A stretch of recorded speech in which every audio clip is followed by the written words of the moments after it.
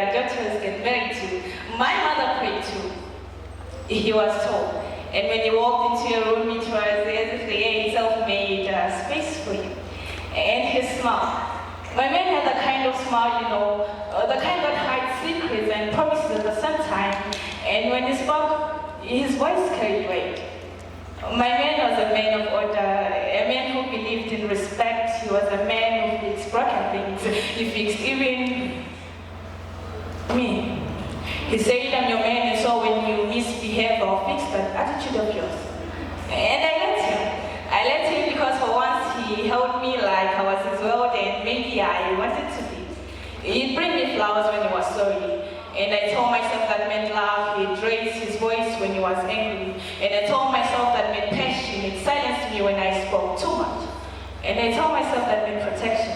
See, everyone adored him. My neighbors called him the real man, my friends, everything. And I tried to be worthy of that envy. I tried to smile and be the happy woman, the girl I was, but inside, I was shrinking, slowly and quietly.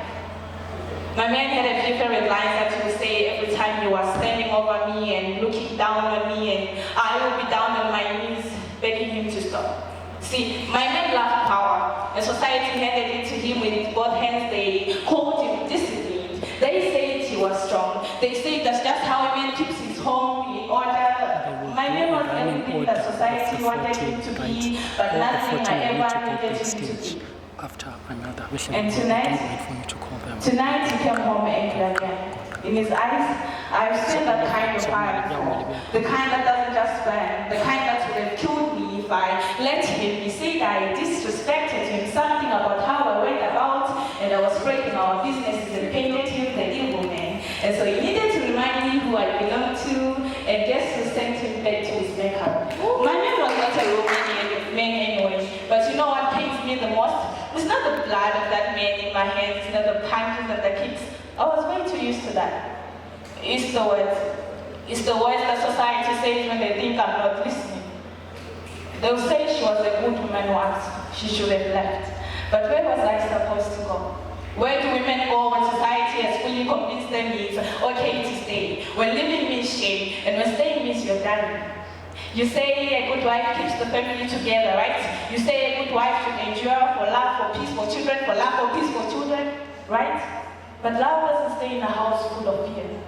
Peace doesn't punch holes in my body, and endurance is just another stupid word that society uses to label abuse. You call me a killer, yes I am, but so are you. So are you each time you walk past a woman sitting on a doorstep crying. Each time you hear your screams and increase your volume. Each time you see your bruises and you say it's not your business, it's always your business. These are not the hands of a killer. These are the hands of every woman who was told to be quiet. And tonight, the quiet has finally ended, and I'm not the one who's living in a body bag. Thank you.